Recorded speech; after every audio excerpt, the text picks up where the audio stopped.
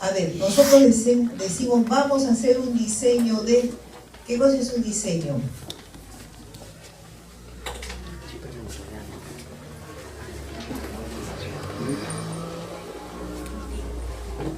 Porque los protocolos de proyectos de tesis dicen tipo y diseño de investigación, ¿no? Algunos solamente dicen tipo, otros dicen diseño, y es lo mismo, ¿no? Entonces, ¿qué cosa es un diseño? Aunque algunos metodólogos definen de una forma diseño, tipos de otra forma, pero en realidad es lo mismo, ¿no? Es lo mismo. ¿Qué cosa es un diseño? A ver, cuando nosotros diseñamos nuestra futura casa, ¿qué es lo que estamos haciendo?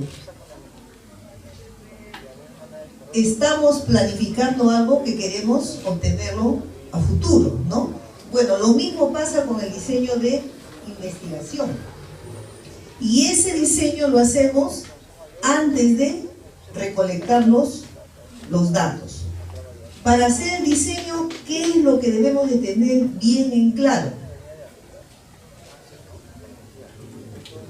El problema de investigación. Así es. Miren, el proceso de investigación, como el proceso estadístico, se inicia con la identificación del problema. No hay que esperar todavía a elaborar el cuestionario o a recolectar los datos para pensar en estadística. Entonces, desde el inicio de que uno tiene una idea, ¿no? Una idea de qué es lo que vamos a resolver como problema, de manera consciente o inconsciente, si vamos a utilizar el enfoque cuantitativo, que es en donde se utiliza la estadística, estamos ya pensando en muchos elementos. Entonces, es necesario el diseño porque, de acuerdo al problema que vamos a resolver, vamos a optar o bien por un diseño en donde el investigador está pues de manera pasiva respecto al desarrollo de los hechos, ¿no? Respecto a lo que yo pretendo lograr, o el investigador o la investigadora es parte activa de la investigación, que participa, ¿no? Participa tratando de ver cómo es que una determinada intervención contribuye al desarrollo de otras características, si cambia o no cambia o se mantiene constante. Bien, entonces, eso significa que nosotros primero tenemos que pensar en nuestro diseño, identificando el problema. ¿Y quién sostiene el problema? ¿Quién? La teoría científica, ¿no? La teoría científica. Entonces, lo que pasa es que muchos estudiantes, ¿no? Muchos estudiantes, como recién están iniciándose, creen que vamos a hacer, que cuando se hace el proyecto, recién vamos a identificar el problema, recién vamos a ver cuál es la teoría, cuántas teorías hay, ¿no? Y hay que elegir una de ellas que nos va a permitir resolver el problema, ¿ya? Entonces, vamos a hacer nuestro diseño conociendo bien todos esos elementos, ¿no? Entonces, para ello nosotros vamos a recurrir a diversas fuentes, ¿verdad? A diversas fuentes para conocer lo que sustenta al problema, que es la teoría, ¿no? La teoría.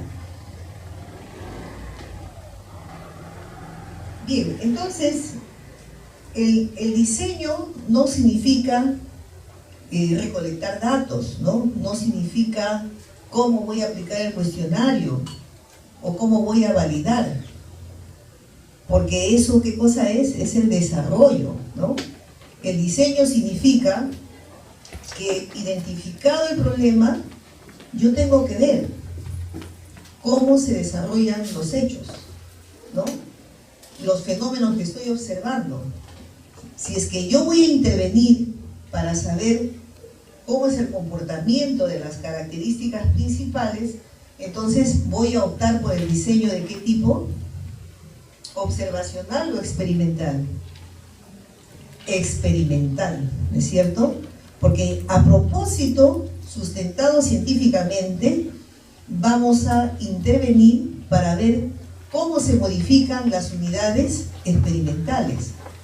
Pero si el investigador no va a hacer ninguna intervención, sino va a observar, registrar los datos de la forma en que en su propia naturaleza se desarrollan los hechos, entonces vamos a optar por el diseño de tipo observacional. Ahora, también hay un mito, ¿no? Se dice que el diseño experimental es mejor que el diseño observacional. En investigación, porque investigar es es una actividad científica, ¿no es cierto? Entonces, como tal, los diseños no son más ni menos importantes que los otros. Depende qué es lo que va a resolver como problema el investigador. Entonces, observando los títulos de los proyectos, se ha visto pues que muchos de ustedes van a trabajar, van a desarrollar problemas o van a resolver problemas empleando el método observacional.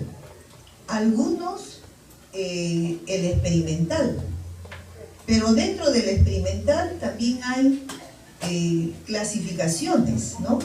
El llamado experimental puro, que es aquel en donde vamos a tener la oportunidad de poder concluir en una relación de causa-efecto. Pero para eso debe tener ciertos requisitos el estudio experimental. Por si acaso, no es la estadística que le da la etiqueta para decir de que entre dos variables hay una relación de causa-efecto. Es el diseño de investigación, ¿no? Entonces, a veces se ve en algunos trabajos, por ejemplo, dicen, ¿no? La variable X y la variable Y están altamente correlacionados. Entonces X es la causa de Y. ¿Y cuál es el diseño? El diseño es observacional. No es así. Entonces hay que tener mucho cuidado también a la hora de utilizar la estadística. Bien, y una de las formas de recolectar datos en los estudios observacionales es empleando el famoso cuestionario, ¿no? O un inventario, o una ficha de observación, de cotejo, etc. Bien, de manera así resumida, estamos presentando las etapas de una investigación científica, pero de enfoque cuantitativo. Está claro la diferencia entre enfoque cuantitativo y enfoque cualitativo, ¿no es cierto? Nosotros vamos a tratar hoy solamente enfoque cuantitativo, es decir, cuando se miden las variables. Y la medición de las variables lo hacemos empleando una matriz, ¿no? ¿Cómo se llama esa matriz? De operacionalización de variables, ¿no? Y que es pues el dolor de cabeza de la mayoría de los investigadores, porque no es fácil que una variable abstracta, ¿no?, podamos operacionalizar. Y más aún si hay una serie de teorías que podemos emplear. Por ahí he visto, por ejemplo, títulos acerca de la violencia, ¿no? La violencia es un fenómeno bastante complejo, ¿no? Violencia. Hay que operacionalizar la violencia. ¿Qué tipo de violencia? Familiar, política, violencia laboral, etcétera, ¿no? Muy bien, entonces, en este resumen, la investigación empieza pues con la planificación. Y para eso nosotros tenemos que elaborar nuestro protocolo o diseño de la investigación, que tiene pues dos aspectos: el aspecto teórico, el que sustenta la investigación, el problema que intentamos resolver, y el aspecto metodológico, que es cómo voy a desarrollar en el contexto de donde ocurren los hechos la investigación para poder dar respuesta a la pregunta del problema, ¿no? O verificar las hipótesis.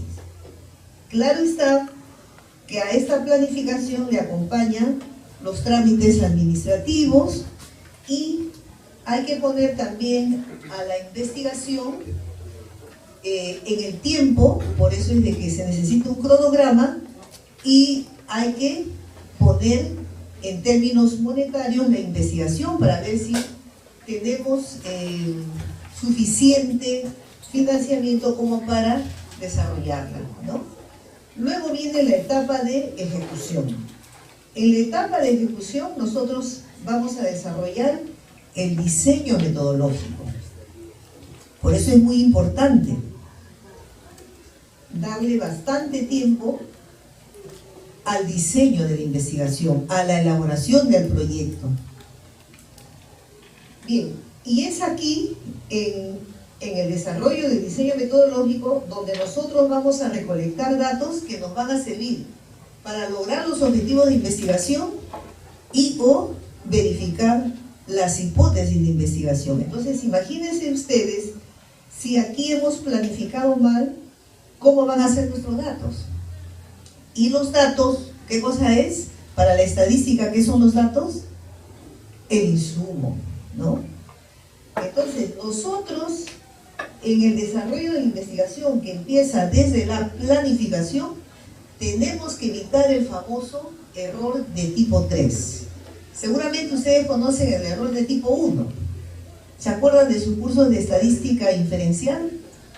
Error de tipo 1, bueno, ahora vamos a recordar. No lo quería poner porque lo veía muy teórico, pero dije, no, lo tengo que poner aunque sea para pasarlo rápido y recuerden. Bien, el error de tipo 1 y de tipo 2 son dos errores que los investigadores cometen al momento de decidir si la hipótesis nula se rechaza o no se rechaza.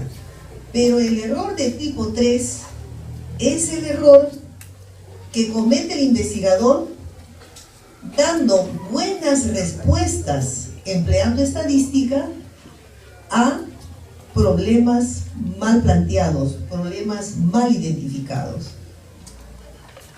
Bien, después de la ejecución tenemos que preparar nuestro informe final, ¿no? Bueno, ojalá fuera así el desarrollo, que en 5 minutos podemos llegar hasta el informe. Muy bien. Claro está que tenemos que emplear el método científico, ¿no? ¿Por qué tenemos que emplear el método científico? Porque orienta al investigador de manera objetiva cómo debe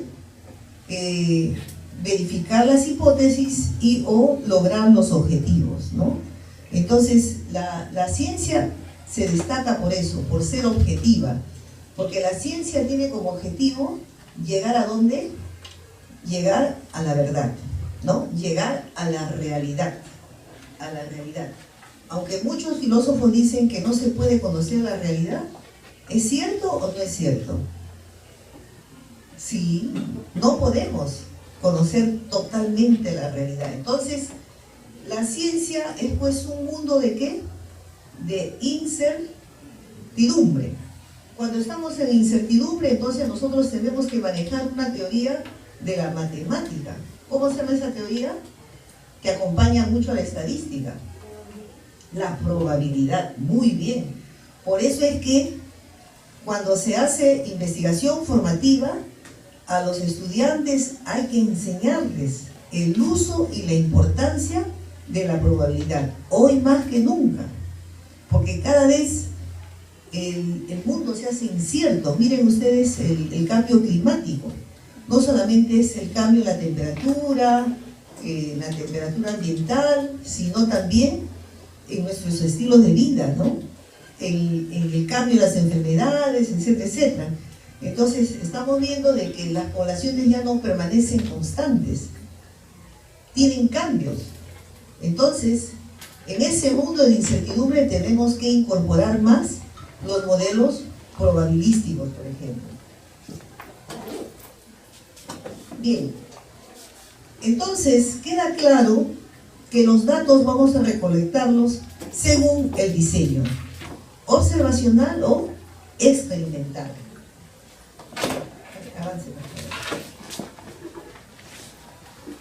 Muy bien, entonces aquí ya hemos tratado acerca de los datos y en el último, en este párrafo,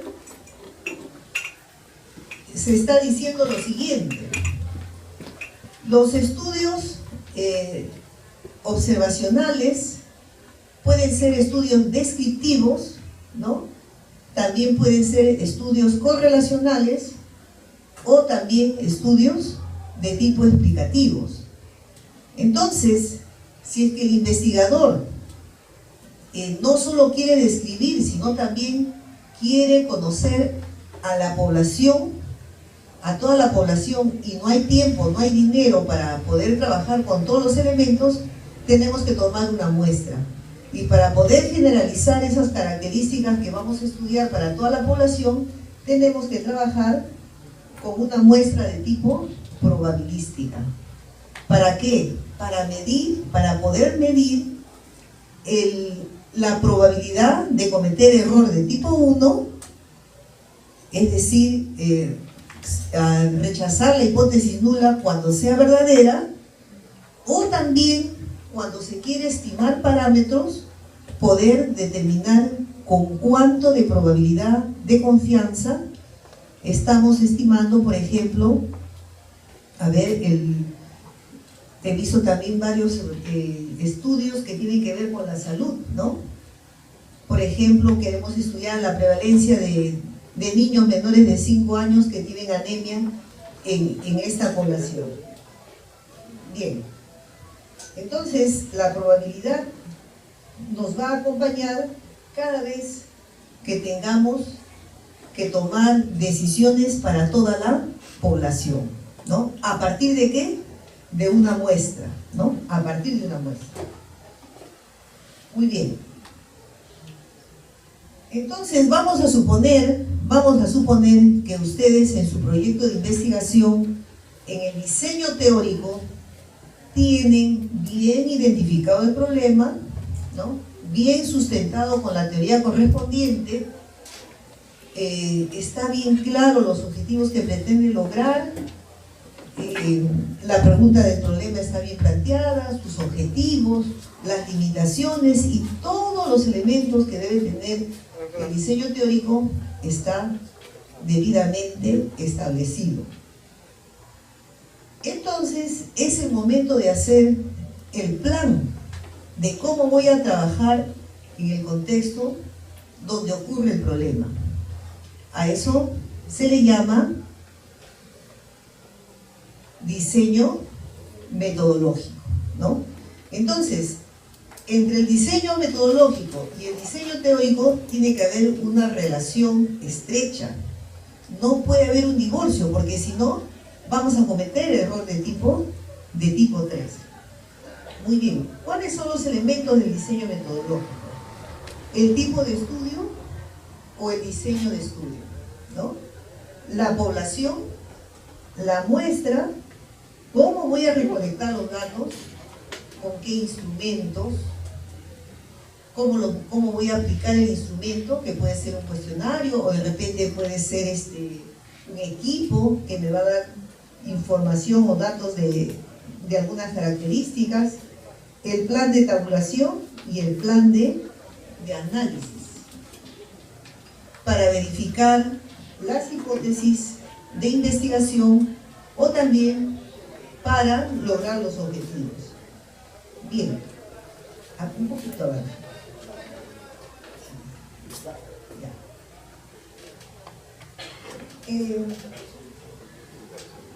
Sin temor a equivocarme, considero que el área en donde la investigación se desarrolla más y que también la enseñanza de la investigación está más desarrollada es en el campo de la salud. Entonces, estas autoras, Canales, de Alvarado y Pineda, han escrito un libro muy interesante que se llama Metodología de la Investigación, Manual para el Desarrollo del Personal de Salud. Es un libro que publica la OPS y cuesta bien barato, ¿no? Ahora ya está más actualizada. No sé si acá en la universidad hay librería en donde OPS manda sus libros, no hay.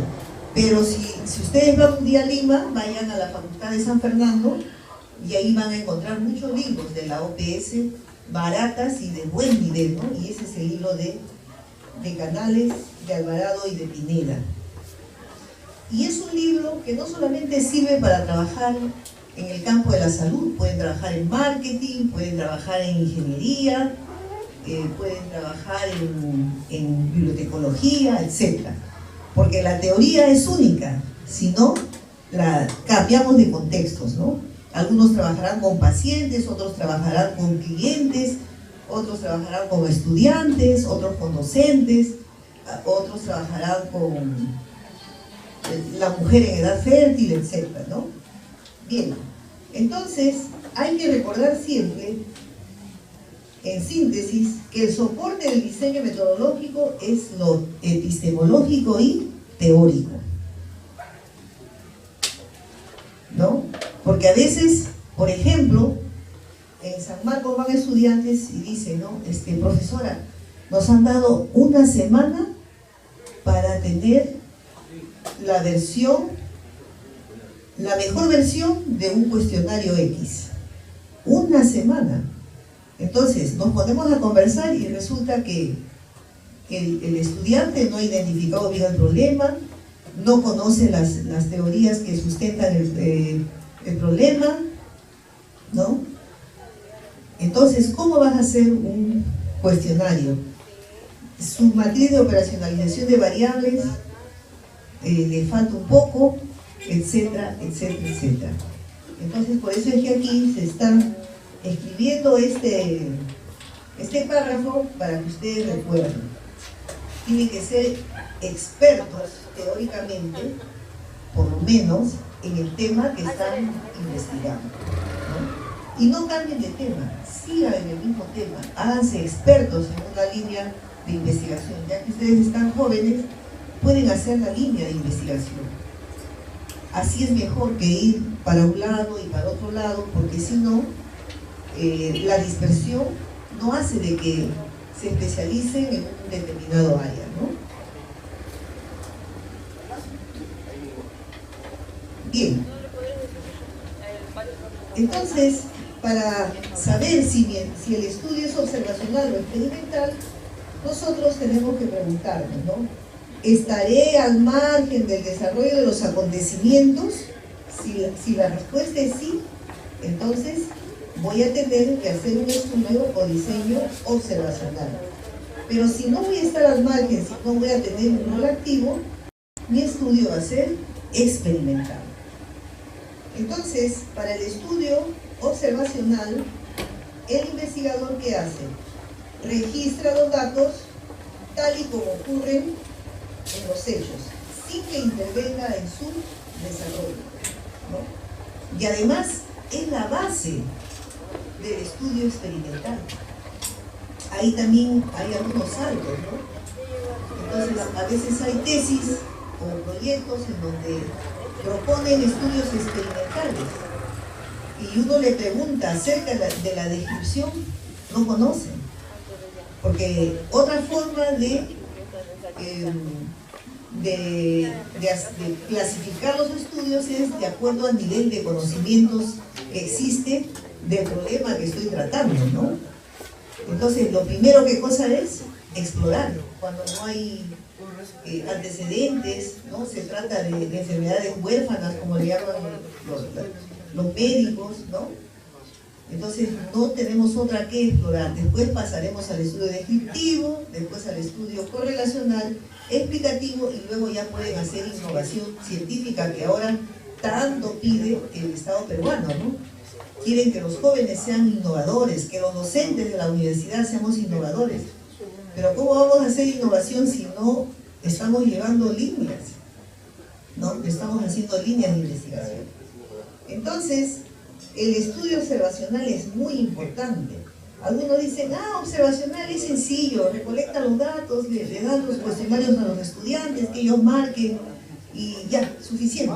Después te vas al SPSS, pones los datos y todito, se resolvió la investigación. Eso no es investigación. Puede ser un ejercicio estadístico, pero no es investigación.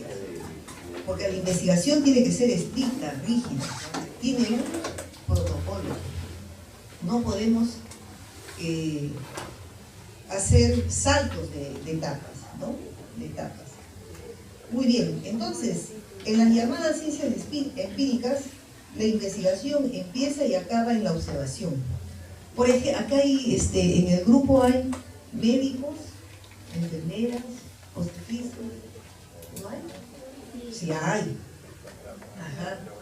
Por ejemplo, el médico, en la primera consulta con su paciente, ¿qué es lo que utiliza? La observación. Es lo primero. Si no observamos bien, no vamos a poder encontrar o determinar las causas posibles, no vamos a poder orientar, en el caso de investigación, por ejemplo, no vamos a poder orientar bien para determinar los objetivos, la pregunta del problema, etc., ¿no? Entonces, la observación es muy importante. Empieza y acaba en la observación la investigación, ¿no? Muy bien. Y en la observación hay que recolectar datos de realidades empíricas, o sea, de lo que nosotros podemos contar, ¿no? Describir con los sentidos. Bien, ¿qué características tiene? Una característica fundamental es que con estudios observacionales no intenten establecer relación de causa-efecto. Es cierto, hay herramientas estadísticas que nos sirven para determinar si dos variables cuantitativas están correlacionadas o no. Si el estudio es observacional, no pueden decir que hay relación de causa-efecto, ¿no? O hay modelos también estadísticos. Bien, utiliza, ¿no? Observa la naturaleza y la frecuencia con que ocurren los hechos. Entonces aquí lo que buscamos es regularidad estadística, ¿no? Buscamos regularidad estadística. Por eso es que se emplea la frecuencia. No le hagan caso si alguien le dice, oye, pero tu estudio es puras frecuencias, eso es sencillo, ¿no? Eso es lo que enseñan en el primer curso de estadística. Pero es que por ahí, si no empezamos bien, no vamos a llegar a una buena investigación. Porque la investigación tiene sus niveles, ¿no? Como todo conocimiento científico. Bien, con el tiempo se utiliza el registro de observaciones para responder a una pregunta de investigación particular. Por ejemplo,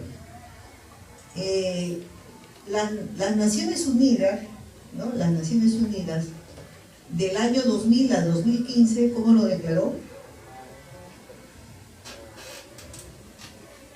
¿Qué pretendió lograr? Los objetivos de desarrollo del milenio, ¿no? Muy bien. Y muchos objetivos tienen que ver ¿con quién? Con la observación, ¿no? Hay que registrar datos, hay que ver frecuencias, etc. Entonces, no es siempre cierto que para tomar buenas decisiones hay que utilizar la estadística más sofisticada. La base es las frecuencias. Entonces, en el campo de la salud, todos los días registran las atenciones, todo el movimiento en en el campo que les corresponde trabajar, ya sea haciendo gestión o atendiendo a pacientes, y entonces esos datos van ¿a dónde? A una oficina de estadística. ¿Para qué? Esos datos sirven ¿para qué? Para planificar la gestión hospitalaria, por ejemplo. Entonces imagínense si nosotros no le ponemos atención al registro de los hechos y guardarlos debidamente, ¿no? Estamos perdiendo oportunidad de resolver muchos problemas que acontecen en nuestra sociedad. Bien, pero no se puede observar todo. Entonces hay que decidir qué es lo que se va a observar. En el campo de la educación hay una variable que frecuentemente se suele estudiar, una variable de investigación. ¿Cuál es esa variable?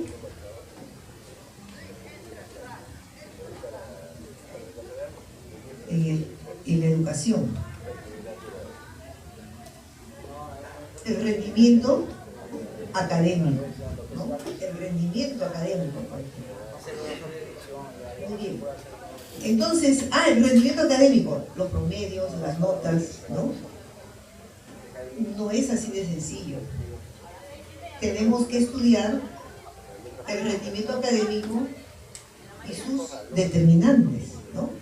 Entonces, para eso, los especialistas en temas de educación, de diferentes enfoques, ¿no? De enfoque social, conductivista, constructivista, humanista, etcétera, una serie de enfoques, nos dan una serie de modelos. Y nosotros tenemos que elegir aquel que podamos manejar en la población donde ocurre el problema, ¿no? Entonces no se trata de elegir cualquier modelo, o si no, si nada de esos modelos me van a servir, podemos hacer una propuesta de modelo en base a la teoría existente, ¿no? Es decir, vamos a contextualizar nuestro problema con la teoría existente, porque no siempre esos modelos planteados pueden responder a este tipo de población, ¿no? A nuestra población peruana. Por eso acá se dice que no siempre vamos a poder estudiar todo lo que se debe de observar. ¿Por qué? Porque también nosotros como investigadores tenemos limitaciones, ¿no? Si yo no sé qué cosa es enfoque humanista, no me voy a atrever a trabajar en ese campo, ¿no? Por eso es que todos los estudios están delimitados,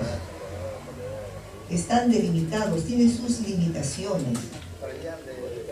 Bien.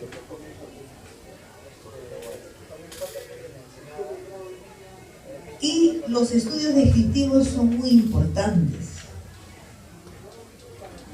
Se suele pensar de que es sencillo, lo puedo hacer rápido y ahí queda. No, no queda ahí. Se tiene que trabajar con pensamiento estadístico, es decir, que los resultados sirvan para que sean pasos de acción, ¿no?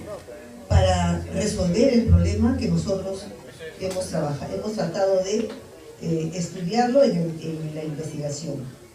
Entonces, hay estudios descriptivos muy importantes, súper importantes. Por ejemplo, el censo. El censo es un estudio descriptivo, ¿no? Los estudios de empleo, los estudios de comprensión lectora, los estudios, por ejemplo, en donde queremos saber cuál es el nivel de conocimientos que tienen los estudiantes, por ejemplo, acerca de la investigación científica, ¿no? Primero tenemos que empezar por un estudio observacional, en donde vamos a poder estudiar muchas variables con la intención de poder describir, de poder comparar y también de poder preguntarnos, por ejemplo, por qué una variable con otra se asocia. Y eso nos va a invitar a que después tengamos que hacer un estudio observacional de tipo correlacional.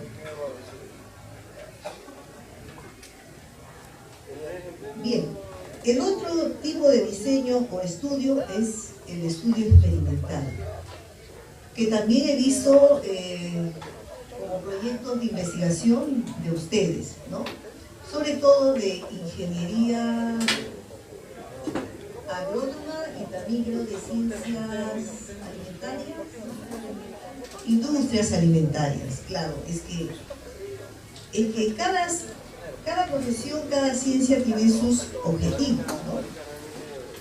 Los objetivos en un área son distintas de otras, entonces es natural que tengan que hacer ese tipo de propuestas, ¿no?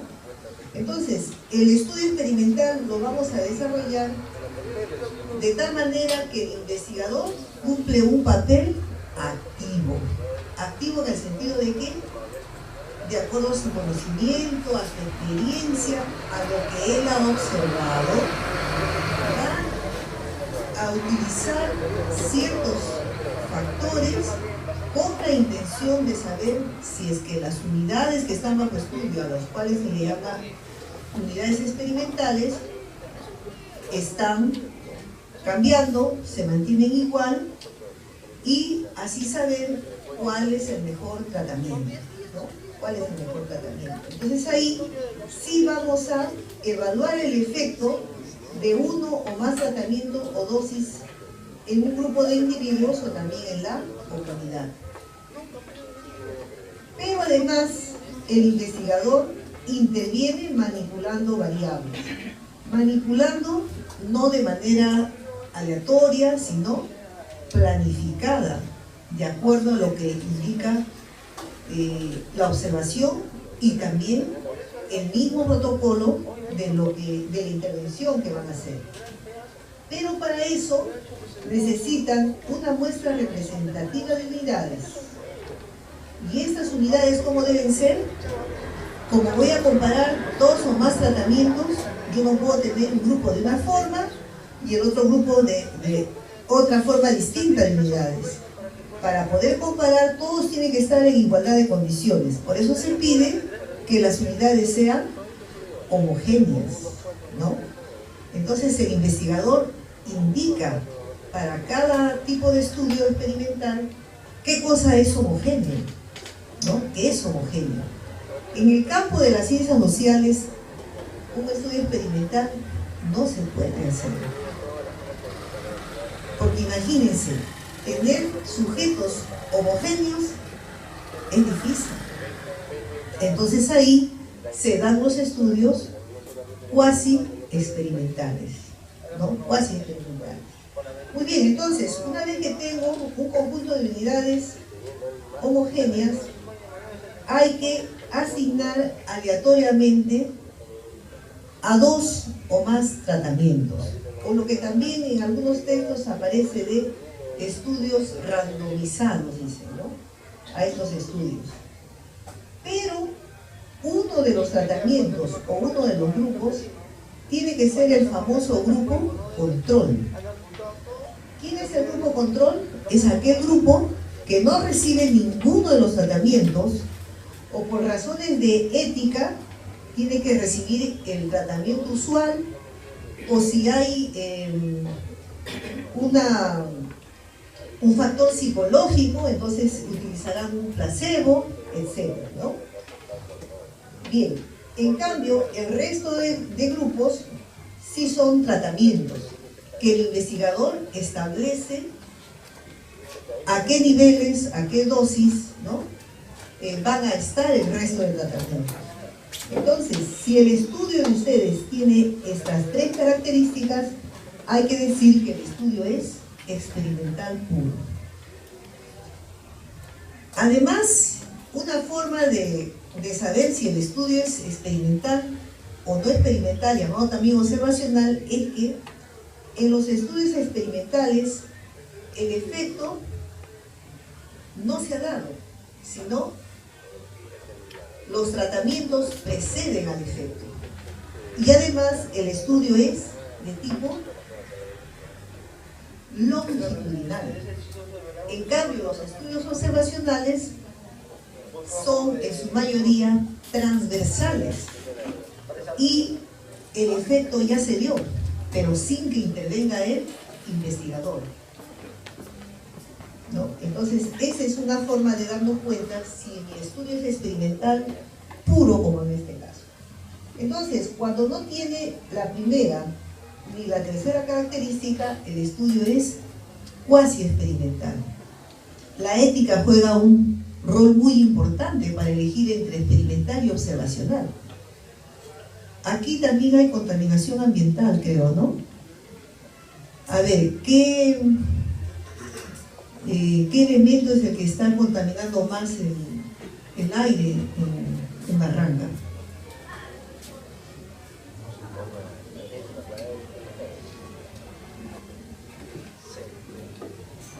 ¿Cuál? El plomo, el benceno, el PM10, PM25, el plomo. Miren,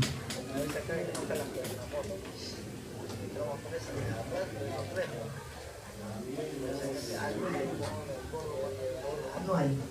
Qué bueno que el aire esté puro en Barranca. Bien, es que acá seguramente hay agricultura, ¿no? Claro. ¿Se dan cuenta? Entonces fíjense, siempre el problema hay que contextualizarlo. Lo que ocurre en Barranca no necesariamente ocurre. ¿Cuál es su vecino más cercano? Huacho, ¿no? Huacho. En Huacho, a pesar de que están a 1 hora de distancia, en viaje por carretera, los contextos son diferentes, ¿no? Por eso es que cuando se propone la población, tenemos que mencionar tiempo y espacio. O sea, no es que la estadística lo pide, no, lo pide la investigación. Podemos estudiar el plomo en Barranca, ¿no? Contaminación por plomo en Barranca, en Huacho, ¿qué más hay? Guarmey, creo, ¿no? Bueno, en este año, pero de aquí a 2 años puede ser distinto. Entonces, por eso siempre hay que anotar el tiempo y el espacio que corresponde a la población. Muy bien. Bien, entonces, en los estudios experimentales, las causas preceden a los efectos.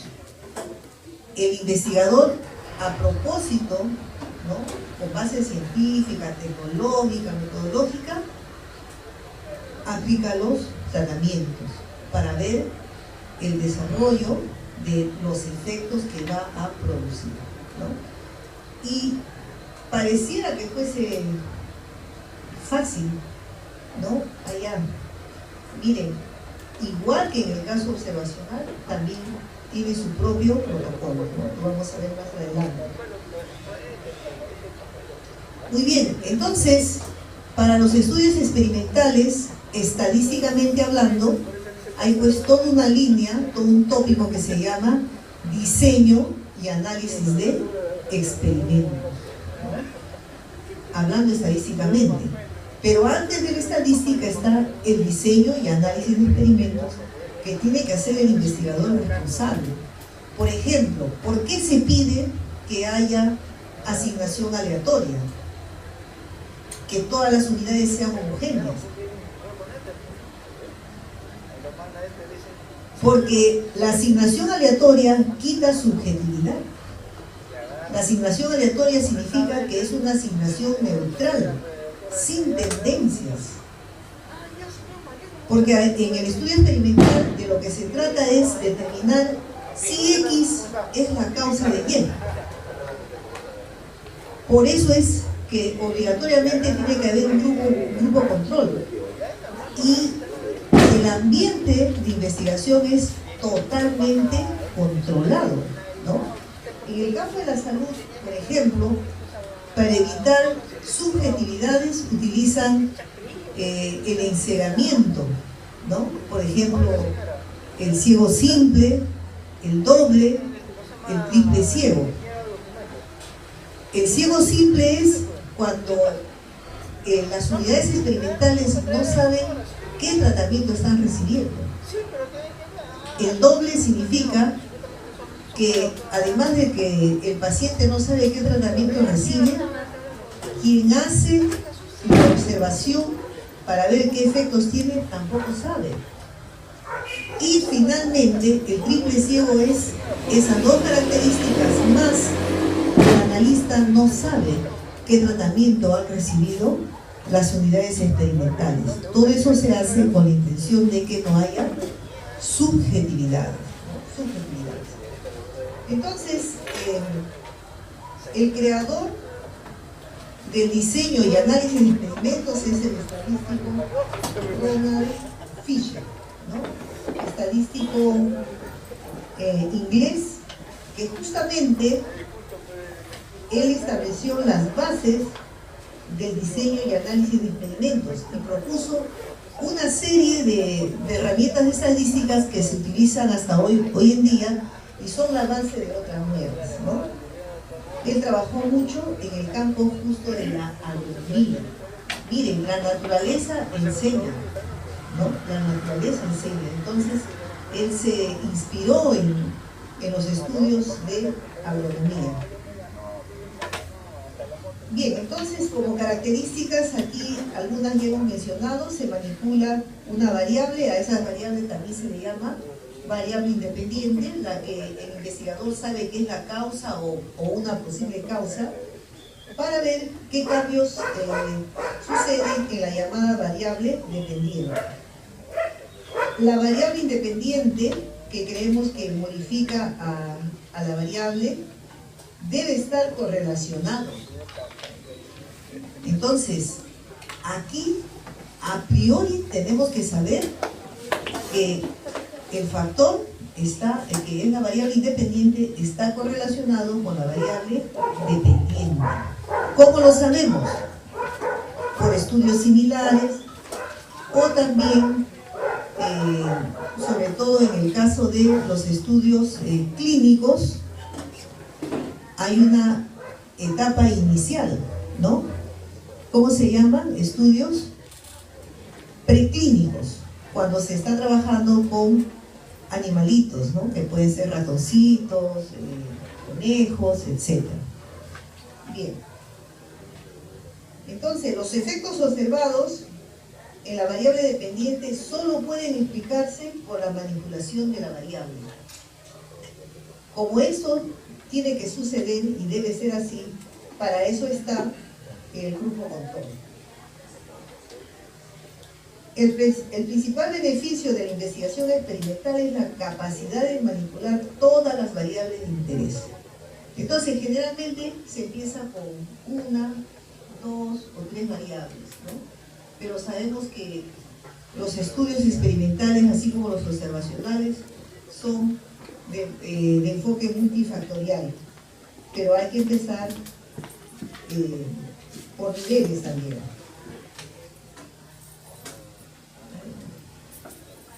Por favor, a ver. Bueno, entonces en este caso hay pues herramientas propias, ¿no? Que es después de haber diseñado, tenemos que elegir la herramienta estadística correspondiente. Seguramente ustedes habrán oído hablar del famoso análisis de varianza con un criterio de clasificación, ¿no? Eso es propio del diseño experimental, que también lo podemos estudiar en los estudios cuasi experimentales, pero ahí no hay que concluir en relación de causa-efecto, solamente que están asociados. Bueno, entonces aquí se está mostrando un estudio experimental que se realiza para la cura de una enfermedad, por ejemplo, ¿no? Entonces, son estudios longitudinales, prospectivos, y que tienen aproximadamente en promedio, pues, 6 años mínimo, ¿no? Y incluso tiene fases, miren, los estudios preexperimentales son los que inician un estudio de ensayo clínico. aproximadamente 4.5 años. En nuestro país, la mayoría de los estudios se queda en esta etapa. ¿Por qué será? Porque entonces, si ya un estudio observacional necesita un presupuesto respetable, imagínense el estudio experimental. Estos son propios de países desarrollados, ¿no? Todo lo que nosotros usamos aquí, por ejemplo, este equipo ha pasado por un estudio experimental. Igual este de aquí, ¿no? La computadora, las telas de nuestra indumentaria, el calzado, etc. ¿Cómo se llama el material donde están sentados? Es acrílico, creo, ¿no? Es acrílico. Bueno, ya, permítanme llamarle acrílico. Bueno, ese acrílico donde ustedes están sentados cómodamente, felizmente, porque se ve que es anatómico, ¿no? Ese material ha pasado por un proceso de estudio experimental. Porque si no, viene uno de más peso, se sienta y ¿qué va a pasar? Se puede caer, ¿no? Claro, y además hay que estimar el tiempo de vida. Todo eso se hace con los estudios experimentales. Los motores, por ejemplo, de los autos, de los aviones, los equipos médicos que ayudan al médico a tomar decisiones sobre la vida futura de sus pacientes. Todo ello ha pasado por este estudio, de años de estudios, ¿no? Entonces, por eso es que en nuestro país la mayoría de los estudios quedan aquí. Pero he visto, ¿no? Ustedes seguramente ingresan también al Ministerio de Producción. Lo que nos están pidiendo es innovación, ¿no? Innovación para las industrias manufactureras de nuestro país, ¿no? Entonces ahí no nos queda otra que hacer estudios experimentales. Bueno, si ese es el pedido, seguro que hay apoyo para desarrollarlo. Entonces tiene diferentes fases. Miren, la fase 4, la última fase, es cuando el fármaco ya se está usando para la cura de una determinada enfermedad. Pero hay que hacerle vigilancia. ¿Por qué hay que hacerle vigilancia? Porque se ha tomado decisión con una muestra. Y en la muestra no están todas las características que tienen los pacientes. Entonces, cuando ya está en uso ese fármaco, nosotros en los medios de comunicación encontramos noticias como se ha retirado para la cura de la enfermedad XX el fármaco JJ, por ejemplo, ¿no? ¿Por qué? Porque muchos pacientes están teniendo reacciones adversas. Bien, entonces por eso es interesante hacer el monitoreo. Bien, estos son los requisitos fundamentales del diseño de experimentos. Primero, la aleatorización. Ya hemos hablado de eso, ¿no? Para poder tener una decisión objetiva, ¿no? Y que haya independencia de los errores. Seguramente va a haber un grupo que en la tarde vamos a ver me dicen que han separado por especialidades, ¿no? El grupo de ingeniería agrícola, ¿no? O agronomía. Entonces vamos a ver qué cosas son los errores, ¿no? Es que la estadística se parece más o menos al uso de fármacos. Cada herramienta estadística tiene su razón de uso. Entonces, para el diseño para el análisis de datos experimentales, un requisito fundamental es que haya independencia de errores. Y para que haya independencia de errores es necesario la aleatorización. Porque si no hay la aleatorización, ¿qué puede pasar? Que entre una y otra unidad experimental puede haber asociación. Entonces, la teoría estadística dice que tiene que haber la réplica. Entonces, tiene que haber repeticiones, ¿no? Si es que vamos a tener 3 tratamientos, entonces para cada tratamiento no vamos a tener una unidad experimental, sino que debemos tener 2, 4, 6, 10 unidades experimentales, ¿no? Para cada tratamiento. ¿Por qué es necesario la réplica? Para poder cuantificar la variabilidad total. ¿La variabilidad con qué herramienta estadística se relaciona? ¿De acuerdo? Con la varianza, ¿no? Con la varianza. Entonces, la varianza de la variable dependiente, que es la variable respuesta, ¿no? Esa variabilidad total, la mayoría se debe a los factores o a los tratamientos que se están usando. Bien, entonces tenemos que estimar esa variabilidad. Para estimar esa variabilidad está pues la famosa tablita que se llama ANOVA, ¿no? ANOVA o AMBA también le dicen, o sea, la tablita del análisis de varianza.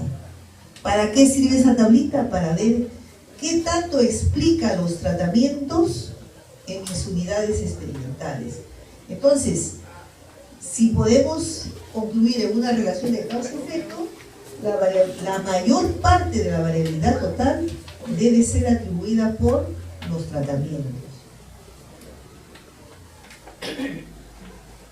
Y la homogeneidad de las unidades. Si es que el diseño no tiene estos 3 requisitos, por favor, no concluyan en una relación de causa-efecto. Pero ustedes dirán, a veces no podemos tener un material experimental homogéneo o unidades experimentales homogéneas. No hay ningún problema. Para eso hay, dentro del diseño de experimentos, están los bloques, ¿no? Bloques aleatorios, para formar grupos de unidades homogéneas. O también están los cuadrados latinos o los cuadrados greco-latinos, ¿no? Todo eso, toda esa teoría es gracias a Fisher, que se inspiró en la agronomía, ¿no? Entonces, qué bien que es una carrera profesional, ¿no? Agronomía en la Universidad de Barranca, qué bueno, porque miren, el Perú ancestralmente es agrónomo, ¿no? Ahí está la maravilla que nos han dejado el imperio incaico y los pre-incaicos también. Entonces, habría que inspirarse también en esos conocimientos que ellos nos han dejado, ¿no? Bien, pero investigar también significa que hay que tener comportamiento ético, ¿no? Un poquitito más. Entonces, hay que tomar en cuenta, en el campo de la salud, como les mencionaba, está bien establecido el protocolo.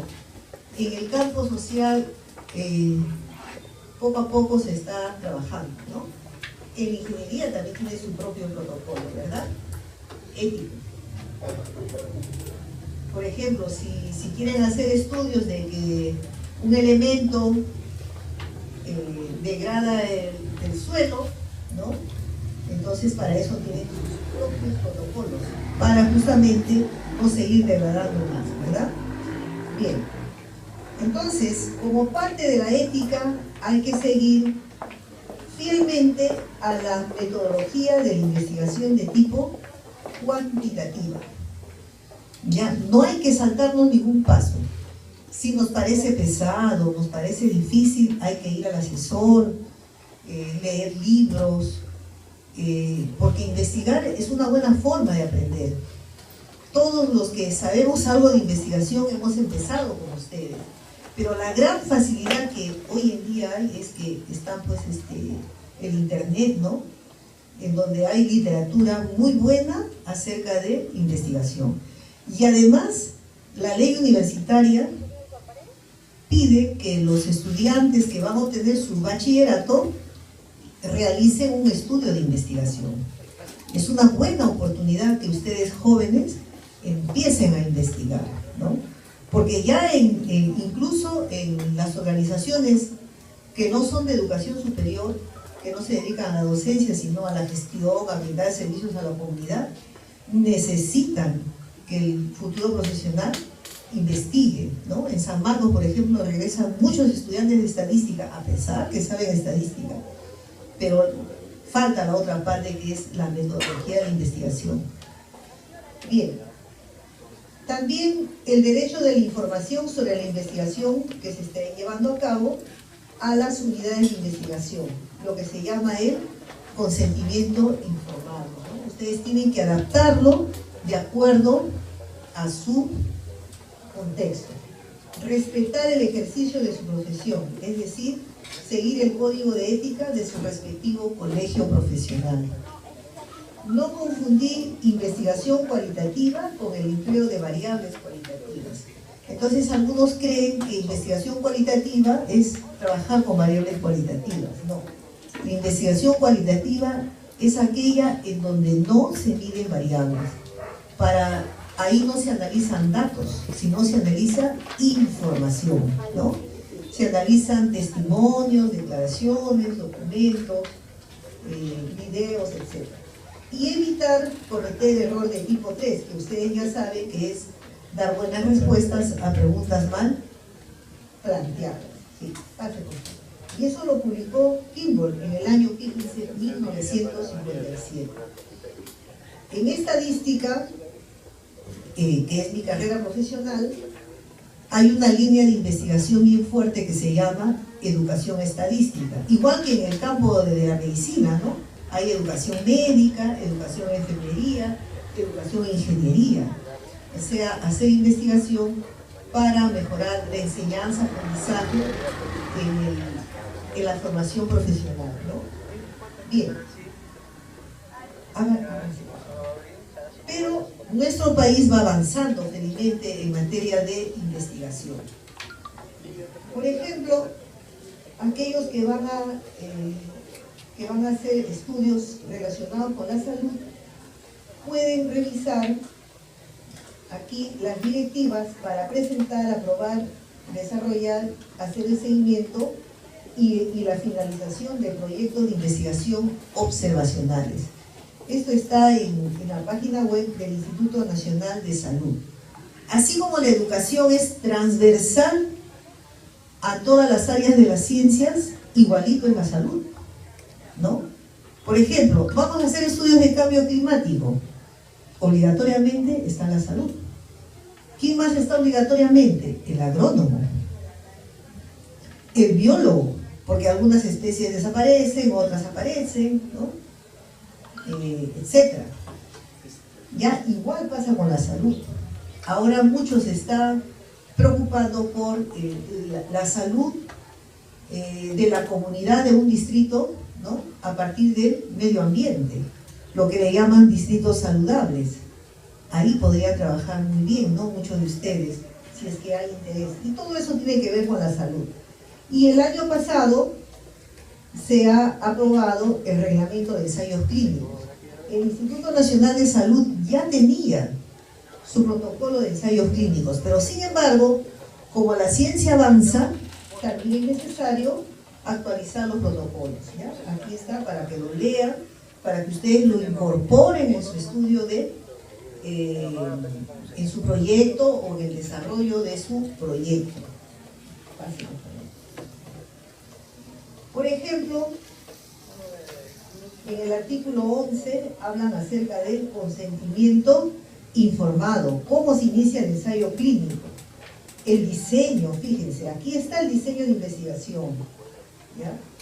La información al sujeto de investigación, los ensayos clínicos en poblaciones vulnerables.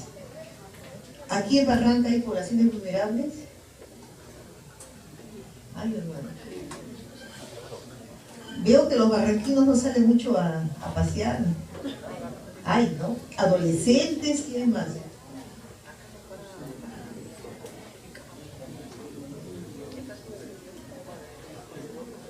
Aquí hay pueblos jóvenes que están cerca a las quebradas, a la playa. Claro, ¿no? Hay poblaciones vulnerables. Muy bien, avance por favor.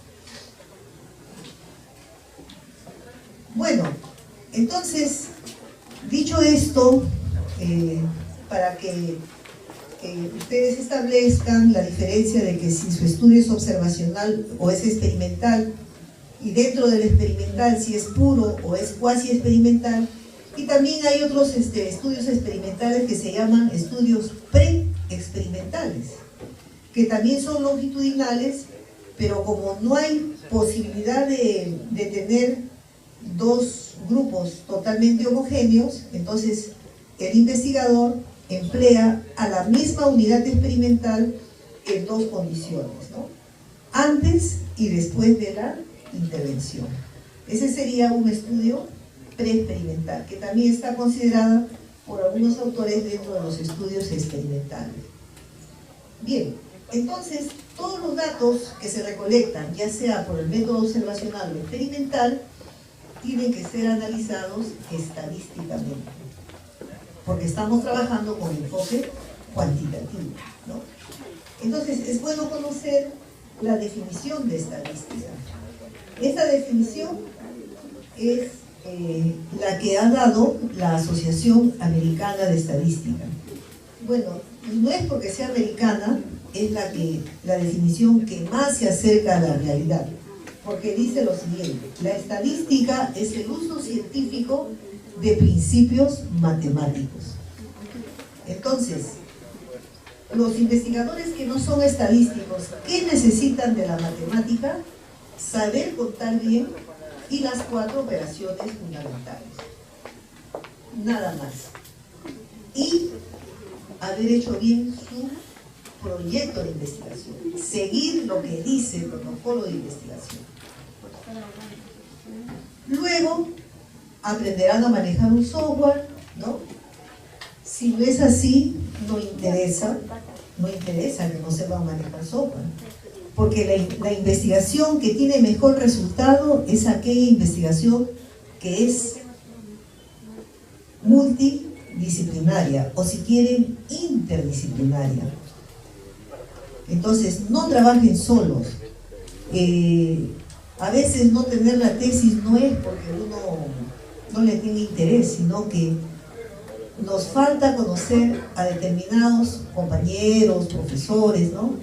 Porque todos como seres humanos tenemos fortalezas y también tenemos debilidades. Entonces ustedes junten esas fortalezas, trabajen en equipo, apóyense unos a otros y van a haber logrado su trabajo de tesis, ¿no? En este caso. Entonces, con estos principios matemáticos se recolectan, se analizan y se presentan datos numéricos. O sea, la estadística trabaja con datos numéricos. ¿Por qué será? Porque se operacionalizan las variables. La última columna de la matriz de operacionalización de variables, ¿qué información contiene? A ver, recuerden su matriz de operacionalización. No, la última columna, la última. Muy bien, la escala de medición. ¿Por qué se aplica la escala de medición? Para asignarle un valor a la variable medida. Porque la estadística ha preparado también sus herramientas, ¿no? Que así llaman los no estadísticos, en función del tipo de variable.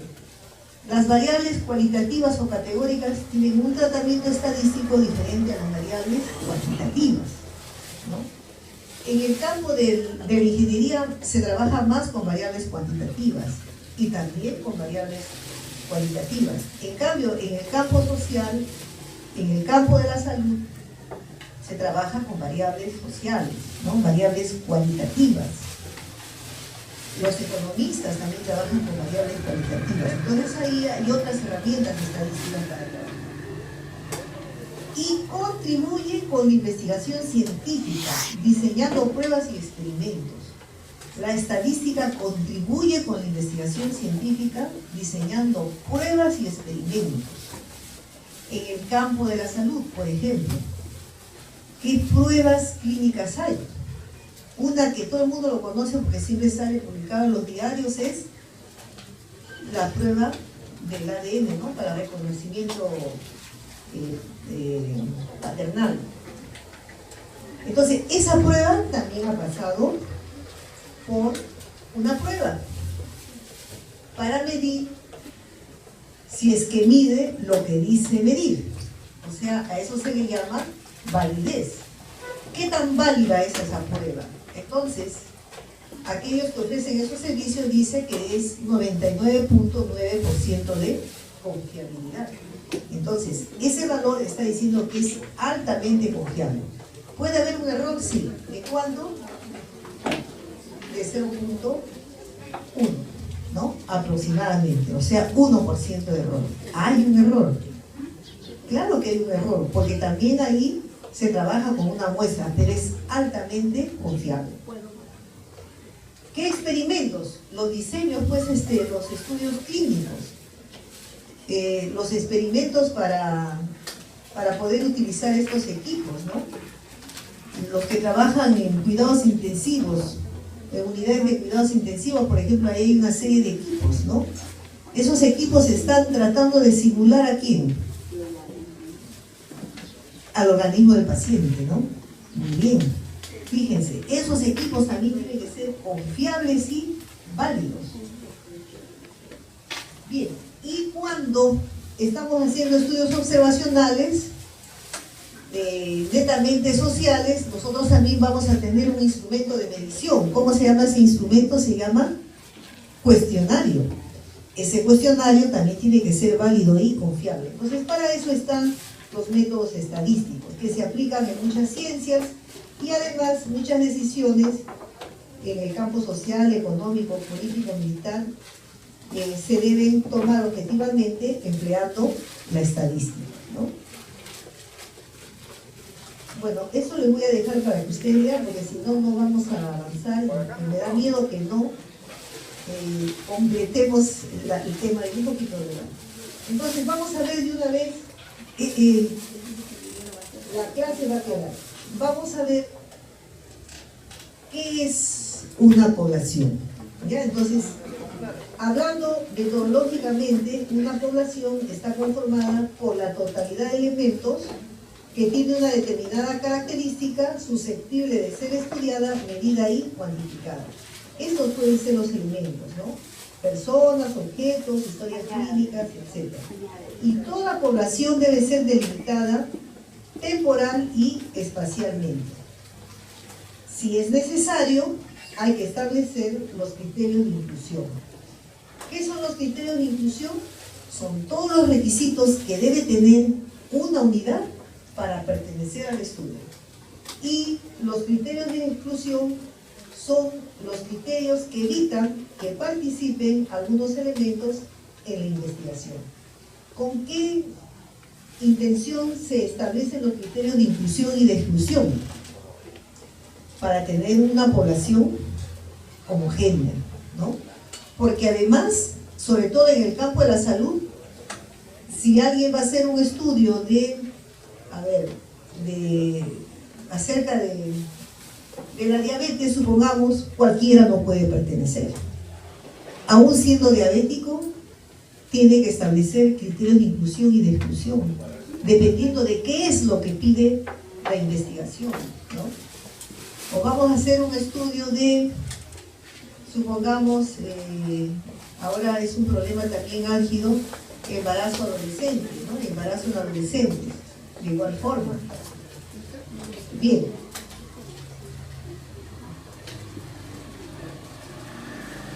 Ahora, ¿en qué momento de la investigación vamos a definir la población? Cuando correctamente esté definido el problema de investigación. El problema de investigación se sintetiza en una pregunta. ¿Cuáles son los elementos de esa pregunta? Las variables de investigación y también la población, ¿no? Entonces, imagínense ustedes, problema mal definido, población mal definida. Cuando hayamos delimitado el campo de estudio, cuando correctamente se haya formulado las hipótesis y cuando correctamente se haya operacionalizado las variables de investigación, que generalmente son abstractas, ¿no? Bien, Y las unidades estadísticas vienen a ser las unidades de estudio, ¿no? Vienen a ser las unidades de estudio, que pueden ser observacional o experimental. Otra cuestión que hay que tener en cuenta es que, un poquito si va, por favor. Ya, ahí. Que, sí.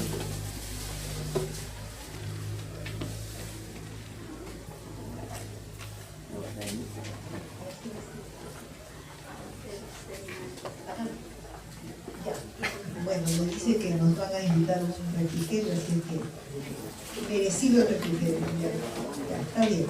Cuando ustedes definen la población, ¿no?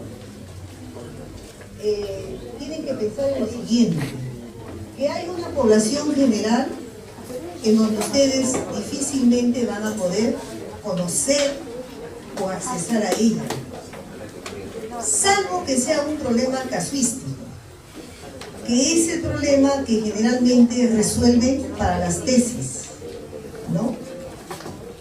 Por ejemplo, los médicos suelen hacer estudios de los problemas que presentan sus pacientes. Entonces ahí tienen una población delimitada, ¿no? Generalmente son los pacientes que se atienden en ese hospital o en esa clínica y tienen determinadas características. Bien, pero si ustedes van a hacer, por ejemplo, un estudio a nivel de Barranca, ¿no? Barranca es una provincia, ¿verdad? Vamos a tener una población general en donde no vamos a poder accesar. Entonces va a ser necesario que identifiquemos a la población objetivo. Por ejemplo, supongamos que puede estar ocurriendo que los adolescentes están automedicándose con ¿cómo se llaman estos psicofármacos, no? Entonces, ¿cómo vamos a ubicar a esos adolescentes? Son los adolescentes de Barranca. ¿Podremos tener una población representativa, una muestra representativa de la población de adolescentes en Barranca? Quizás sí, pero bases no. Entonces, ¿qué hacemos? Buscamos una población objetivo. ¿Cuál sería? ¿En dónde hay concentración de adolescentes? En los colegios, efectivamente. Pero seguro que no todos los colegios nos van a dar acceso. Entonces el investigador dice, en el colegio de mi amigo que es el director, no, en el colegio de mi papá, que él es el sponsor, se dice, ¿no? Ya. ¿Se dan cuenta? ¿Ya? Entonces, ¿para qué hacemos este análisis? Para que ustedes vean que extraemos la muestra de la población que nos es accesible. Entonces, cuando tengamos que inferir, no vamos a inferir para toda Barranca, sino de aquella población que nosotros hemos podido identificar y del cual hemos extraído datos para poder determinar el tamaño de la muestra. Entonces, vean ustedes que antes de la estadística es ¿qué cosa? El ojo del investigador. El investigador tiene que haber observado. No dice, pero profesora, mi población nunca la voy a observar. Bueno, quizás en vivo y en directo no, pero para eso vas a tener que revisar antecedentes, registros administrativos, etc., ¿no? O si no, habrá que hacer una prueba piloto para tener alguna información. Ahora, la muestra, ¿no? es un subconjunto de la población. Pero a veces es necesario que se trabaje con todos los elementos de la población. Entonces, en este caso, estamos haciendo un censo. A veces en las tesis se hacen censos de poblaciones delimitadas. Por ejemplo, dicen, voy a hacer un estudio, en la universidad se preparan en educación, no hay. Ya, pero de repente hay, ¿qué profesiones hay? ¿Medicina? Obstetricia, ¿no? Entonces, algún investigador le puede interesar estudiar, por ejemplo, cómo resuelven los ejercicios o los problemas de alta complejidad los estudiantes de obstetricia del último año, ¿no? Y en ese caso, su población, ¿quiénes serían? Todos los estudiantes del último año, que son más o menos, ¿cuántos? 50, 60. Ahí no va a tomar muestra, va a tener que trabajar con todos, ¿no? Es una investigación aplicada. Pero si la población es grande, no tenemos suficiente tiempo, el financiamiento es escaso, entonces tenemos que recurrir a la muestra. Y hablando cuantitativamente, dicen que las muestras probabilísticas son más representativas que las muestras no probabilísticas. Eso se tendría que ver. La muestra que obtengamos tiene que ser imagen de la población. Entonces, eso significa que hay que conocer características de los dos tipos de muestreo, ¿no? El muestreo probabilístico y el muestreo no probabilístico. Para el muestreo probabilístico hay que conocer la estructura de la población. ¿Cómo lo conocen? Con el marco teórico, estudios similares, o hay que hacer la prueba piloto. Después se considera la probabilidad de selección del análisis. Y si hay que hacer estimación de parámetros, se utiliza el famoso margen de error, ¿no? Y además, con los resultados podemos hacer inferencias. Y se trabajan con muestras aleatorias. En cambio, el muestreo no probabilístico no conoce ninguna de esas características. No utiliza margen de error. Por lo tanto, no podemos hacer inferencias inductivas, ¿no? Como es la inferencia estadística. Pero sí se hacen inferencias deductivas. Las muestras son de selección no aleatoria. Puede ser a criterio, por conveniencia, bola de nieve, por cuotas. Por ejemplo, en las investigaciones para obtener el título profesional y también la maestría, generalmente se trabajan con muestras por conveniencia, ¿no? Son mis pacientes, son mis estudiantes, ¿no? Mis clientes, etc.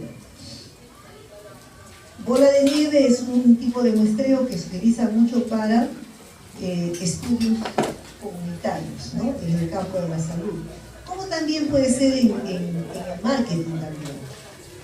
Pero las muestras no probabilísticas son muy útiles para estudios en investigaciones exploratorias, cuando no tenemos mucho conocimiento de lo que estamos investigando, o en estudios de enfoque cualitativo. Entonces, aquí no hay nada que sea bueno o que sea malo, sino depende del problema que estemos tratando. Ahora, las muestras probabilísticas necesitan el famoso marco muestral. ¿Qué cosa es el marco muestral? Es el documento en donde están identificados todos y cada uno de los elementos de la población. Entonces, ese marco muestral tiene que ser actualizado y completo. Supongamos que en estos momentos yo decido aplicar un cuestionario a ustedes, entonces el marco muestral, y voy a tomar una muestra, supongamos, entonces el marco muestral puede ser la relación de los que se han matriculado en este curso, ¿no? Entonces puede estar ordenado alfabéticamente, porque así se suele hacer. Ese ordenamiento no tiene nada que ver con la investigación que se tenga que hacer. Bien, pero a veces no se puede tener un marco muestral de adolescentes, por ejemplo, porque es una población que no permanece constante. Entonces, por eso es que recurrimos a las escuelas, ¿no? A los colegios. Y ahí sí podemos tener un marco de escolares, adolescentes. Y los escolares no adolescentes no están ahí incluidos.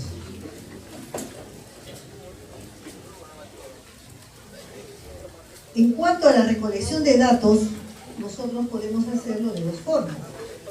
Puede ser una recolección de datos de fuente primaria Es decir, cuando el investigador recolecta los datos de acuerdo a lo que necesita su estudio, de manera directa, observando o experimentando, o de manera indirecta, a través de encuestas y de entrevistas, ¿no? Y también podemos trabajar con datos de fuentes secundarias, ¿no? Por ejemplo, si ustedes quieren estudiar la anemia y sus determinantes en la provincia, en el departamento de Lima, por ejemplo, entonces pueden recurrir a los resultados de la encuesta ENDES, la Encuesta Nacional Demográfica y de Salud Familiar, que todos los años realiza el INEI, y es una muestra a nivel nacional, ¿no? Entonces ustedes cogen los datos del departamento de Lima y pueden modelar la anemia. Pero cuando es de fuente secundaria hay que averiguar su ficha técnica, qué tan confiable y válido son los resultados, ¿no? En ese sentido, el INEI sí es bien cuidadoso porque incluso se le hace auditoría a nivel internacional. Y recordar que la estructura del dato tiene 3 factores. Es decir, el dato depende de quién, de la unidad de análisis, de la variable que se esté midiendo y del valor que toma. ¿Ya? Entonces, el dato no es así tan sencillo como creemos. Depende de la unidad de análisis. Entonces, si hemos definido mal el problema, hemos definido mal la población.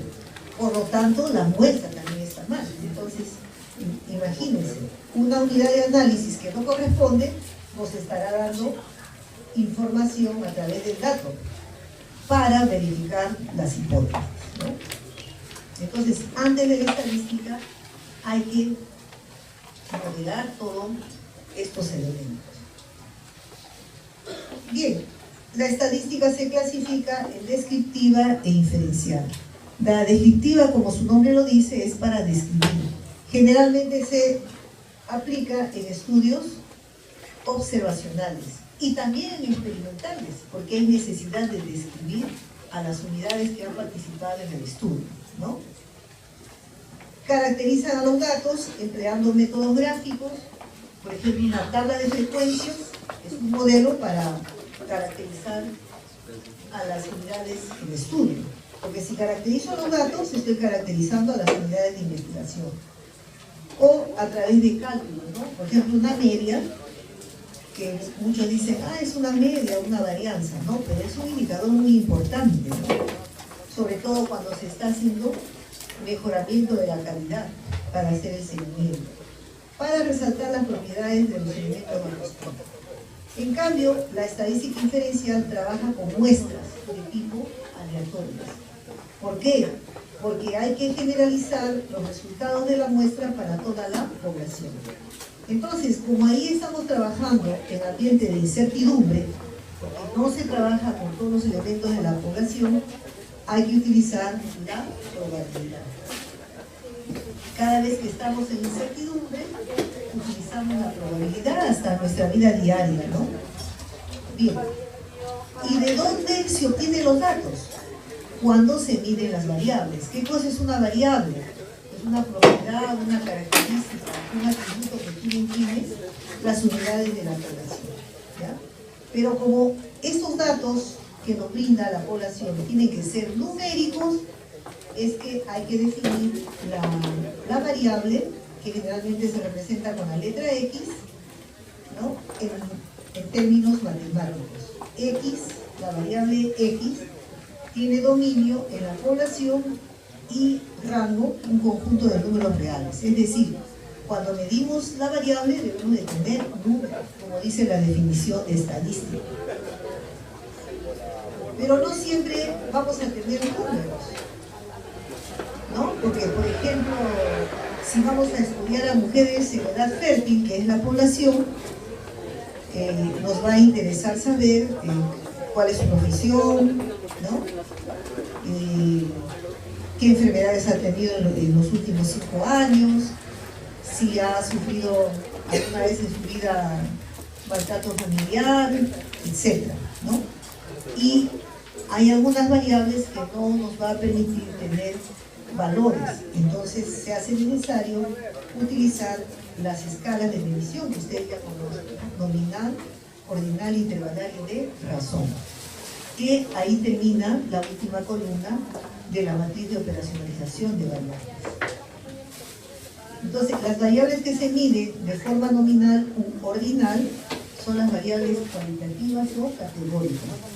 Y estas dos escalas de medición generan las llamadas variables cuantitativas. Algunas pueden ser discretas, otras pueden ser continuas, ¿no? Discretas son aquellas que resultan de conteos, ¿no? Por ejemplo, están saboreando un sándwich, ¿no? O una empanada. Entonces, una variable puede ser el número de empanadas que han comido, ¿no? Que han saboreado en el curso de estadística de hoy día, por ejemplo. ¿Cuántos puede ser? Por ejemplo, yo diría 0, porque todavía no he comido ninguno, ¿no? Pero ustedes pueden decir 1, si por ahí han tenido suerte pueden decir 2 también. Entonces, todo lo que es resultado de conteos es variable discreta.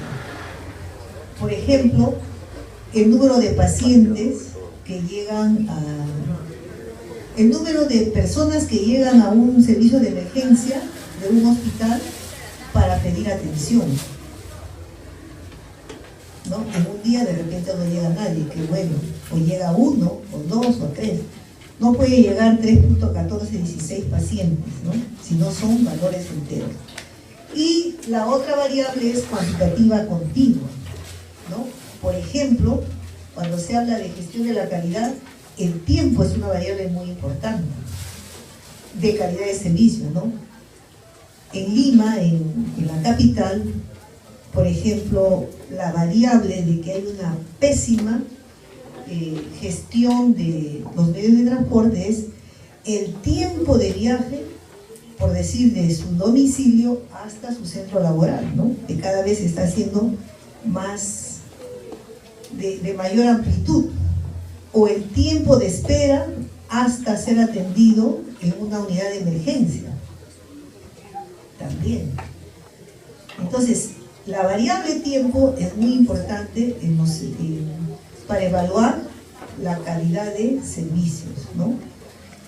Y esa variable tiene una connotación muy importante, ¿no? Los sociólogos se encargan de hacer el estudio. Bien, entonces, aquí está la clasificación, ¿no? Como cuantitativa, categórica, y los datos son muy importantes porque nos permite obtener información para conocer los hechos y para finalmente tomar conocimiento, ¿no? Un conocimiento empírico, o también se puede generar conocimiento teórico. Y siempre hay que trabajar con pensamiento estadístico. ¿Por qué? Porque el pensamiento estadístico permite conocer los procesos. Por ejemplo, en gestión, ¿no? En gestión de servicios. Es todo un proceso. Caracterizarlos, cuantificarlos, controlar y reducir su variación. Entonces, todos los pacientes deben esperar una determinada cantidad de tiempo. Pero si algunos esperan menos que otros, algo está pasando, ¿no? Hay que averiguar qué es. Bueno, estas son las palabras de un novelista inglés que dice que el pensamiento estadístico será algún día tan necesario para el ciudadano eficiente como la capacidad de leer y escribir, ¿no? Y eso hoy más que nunca es casi una realidad, debido a que pues estamos trabajando en la famosa, ¿cómo se caracteriza nuestra sociedad? Por ser del conocimiento y de la información, ¿no? Y dentro de la información está la información cuantitativa, aquella que se genera empleando la estadística. Bueno, vamos a pasar al otro tema.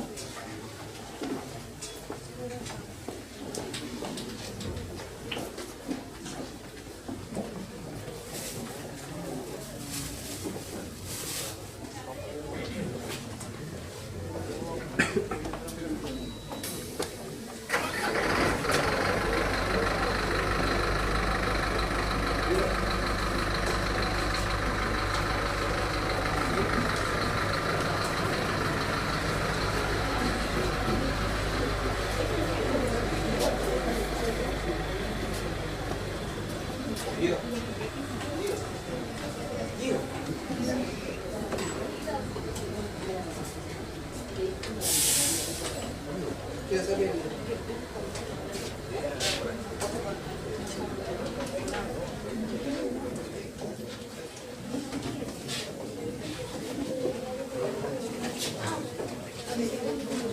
es una encuesta?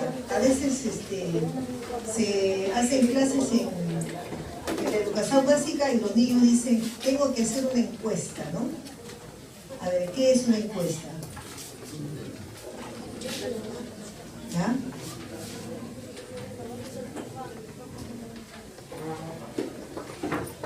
Claro, la encuesta es una investigación social que generalmente utiliza un instrumento previamente establecido, ¿no? Con preguntas o ítems estructurados. Así es. Pero también hay encuestas de preguntas abiertas, no estructuradas. Solo que el análisis de la información lleva más tiempo que el análisis de cuestionarios que recolectan datos para recolectar datos de manera estructurada. Muy bien, entonces, este es un artículo que sería bueno que lo lean, está en internet, acerca de una encuesta de opinión para evaluar la gestión pública en Colombia. Muy bien, entonces en este artículo se dan lineamientos de cómo se debe evaluar la gestión pública, muy necesitada hoy en día en nuestro país, ¿no? La gestión pública, por ejemplo, del municipio, provincial, distrital, de la región, la gestión pública de una autoridad educativa, de salud, etc. Entonces, en ese caso, la encuesta generalmente es de diseño observacional, porque el investigador, en este caso, cuando recolecta datos, no va a ejercer ninguna intervención, sino, en este caso, ellos están trabajando con una muestra de expertos para que evalúen la gestión pública. Entonces, los expertos van a dar sus pareceres acerca de la gestión pública que se está realizando, tanto estructurado como no estructurado. Bien, aquí es un cuestionario básico y criterios metodológicos para las encuestas sobre condiciones de trabajo, empleo y salud en América Latina y el Caribe. Bien, en nuestro país estos tres sectores son bastante importantes, ¿no? El trabajo, el empleo y la salud, ¿no? Por eso les decía que la salud es transversal. Entonces, en este artículo se hace propuesta de un cuestionario y también es diseño observacional, ¿no? Diseño observacional.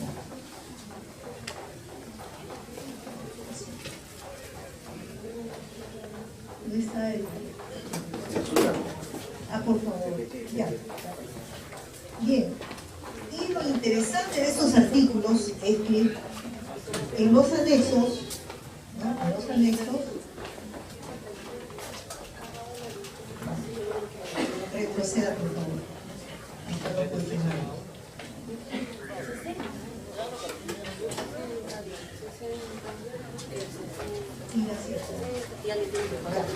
En los anexos están los cuestionarios. Fíjense, por ejemplo, para la encuesta de gestión pública, de evaluación de la gestión pública, está la pregunta estructurada y además pide la argumentación. Es decir, es un cuestionario mixto, pregunta cerrada y una respuesta abierta. Tienen que sustentar por qué. Esta de aquí es el cuestionario básico para condiciones de trabajo, empleo y salud. Entonces, por ejemplo, empieza primero con preguntas filtro. ¿Qué son las preguntas filtro? Son aquellas cuya respuesta en este caso va a depender si es que la persona continúa en el estudio o no. Por ejemplo, le pregunta, ¿ha trabajado usted al menos 1 hora en la semana anterior? Si es sí, pasa a la pregunta 1. Si es no, ahí queda, ¿no? Estaba temporalmente ausente de su trabajo por vacaciones, enfermedad, permisos, etc. Si es sí, pasa a la pregunta 1. Si es no, ahí queda, ¿no? Fin de la encuesta. Entonces aquí vamos a encontrar una serie de preguntas abiertas, como por ejemplo, ¿en qué país nació?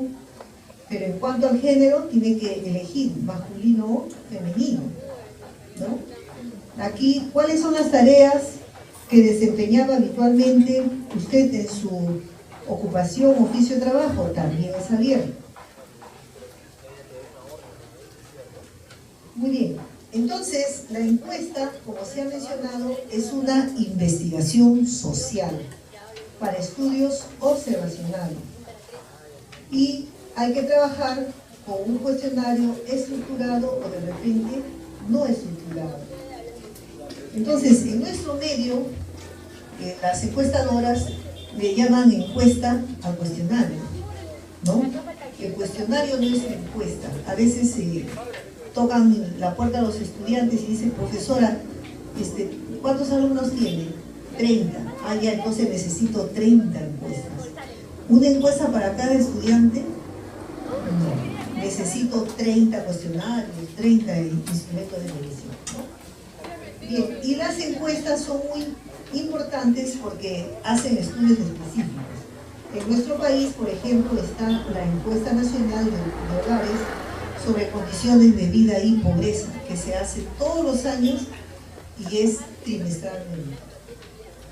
Y ahí hay mucha información que también puede servir para investigar. Entonces, según Bisauta, ¿no?, la encuesta es una búsqueda sistemática de información. El investigador pregunta a los investigados sobre los datos que desea obtener, ¿no? Puede recolectarse los datos a través de un censo o de un muestreo. Entonces, la encuesta puede ser de dos formas. Si se trabaja con toda la población, censo. Si se toma una muestra, es encuesta por muestreo. Y es muy interesante porque sirve para poder saber qué hacen, qué piensan, qué opinan, sienten, esperan, desean, quieren, aprueban, desaprueban, los motivos de sus actos, opiniones o actitudes de la población en estudio. Y tiene una particularidad.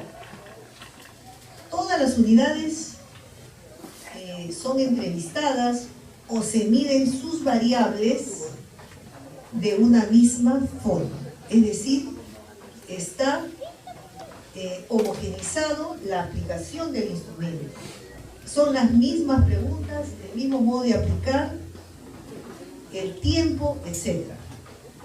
No así ocurre cuando es una muestra de investigación, para investigación cualitativa, ¿no? Por ejemplo, ahí a veces emplean el método de saturación, es decir, supongamos queremos hacer un estudio cualitativo acerca de los determinantes del embarazo en adolescente. Entonces, con el permiso debido, etc., tenemos un conjunto de adolescentes que han tenido este episodio.